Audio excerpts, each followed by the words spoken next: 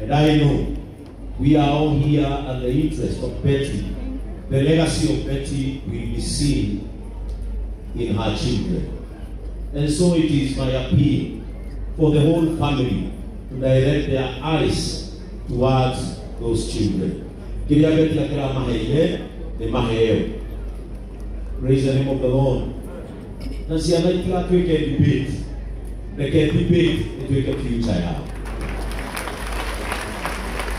Na kugiri tu hamale JCL.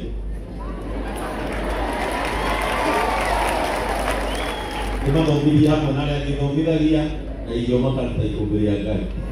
Kwa hivyo kwa hayo machache nitasema muwe na amani. To my sister Betty Bayo, rest in eternal peace. Asante sana Scott. I want to applaud this great man here. Hii unela kijili sister.